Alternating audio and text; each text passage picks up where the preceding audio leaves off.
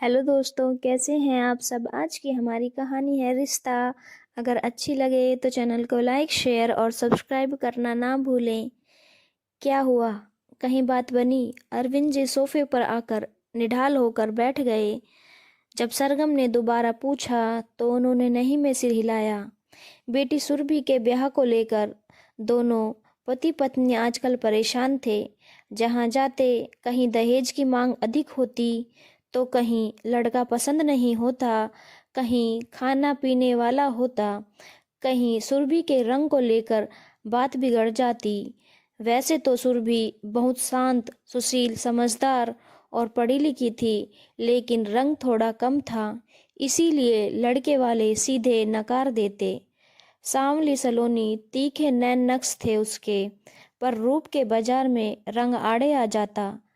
सरगम तो कभी फूट फूट कर रोती, कैसा होगा बेटी का ब्याह। एक जगह अखबार में विज्ञापन देखकर ही आगे बढ़े थे।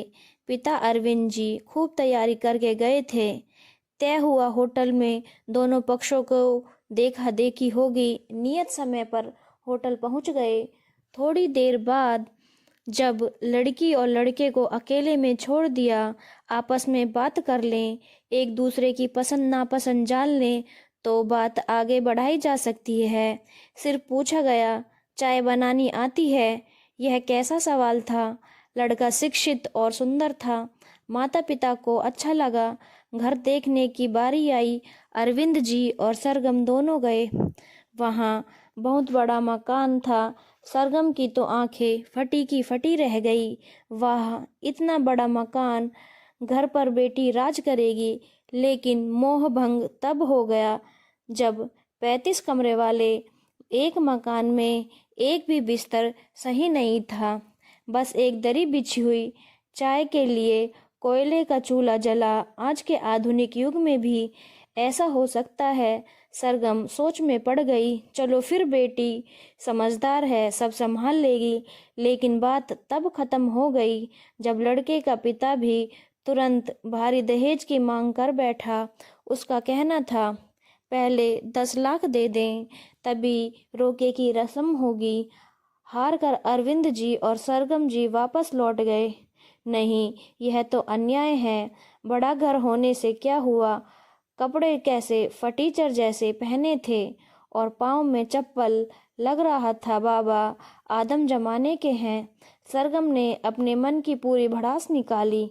नहीं करनी मुझे ऐसे घर में बेटी की शादी। एक सप्ताह के बाद दूसरा पड़ाव। घर बहुत सुंदर, आधुनिक साज सज्जा, शिक्षित परिवार, बाहर बाग बगीचे में खूब सारे फूल पत्ती। बहुत पसंद आया था सरगम को।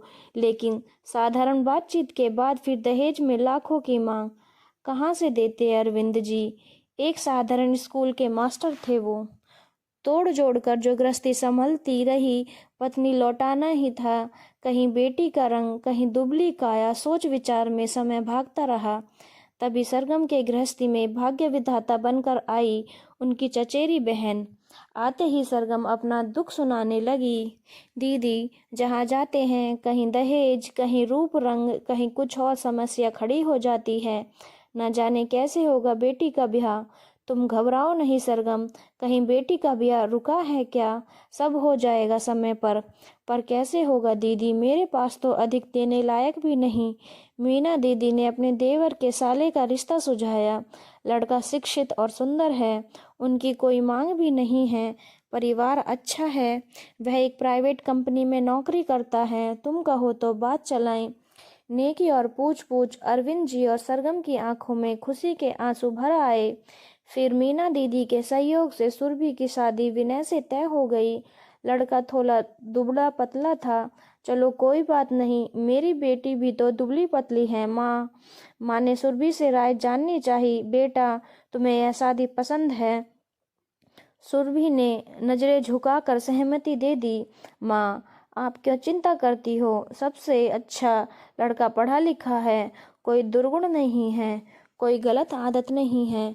उसने मुझे देखने के लिए भी नहीं कहा। उनकी कोई मांग भी नहीं है। आपके हिसाब से ऊंचे, पूरे डील डोल का रहता है, शराबी होता है, लाखों का मांग करने वाला।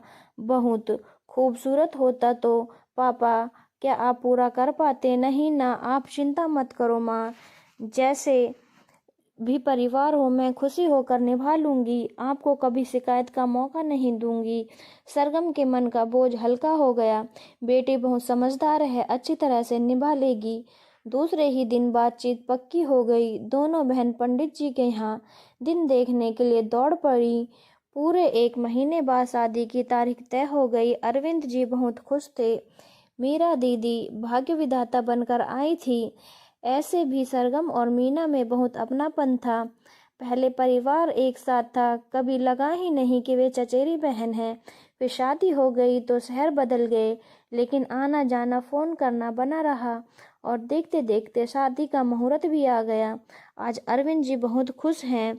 घर मेहमानों से भरा हुआ है। सुरभि जी भी सजी धजी बैठी है। बारात आने वाली है। सभी लोग आश्चर्यचकित हैं। दूल्हे ने शगुन के तौर पर 1 रुपया लेने से स्वीकार किया। कानाफूसी चल रही थी, भला ऐसा भी कहीं हुआ है क्या? दहेज में 1 रुपया? ना बाबा, झूठ बोल रहे हैं सब, पर बात सच्ची है। शादी भी हो गई, सुरभि विदा हो गई अपने बाबुल के घर से। आज अरविंद जी और सरगम जी बहुत प्रसन्न हैं। बेटी का अपना अहो भाग्य, भाग्य विधाता हो तो मीना दीदी जैसी। धन्यवाद दोस्तों। अगर आपको कहानी अच्छी लगी हो तो चैनल को लाइक, शेयर और सब्सक्राइब करना ना भूलें।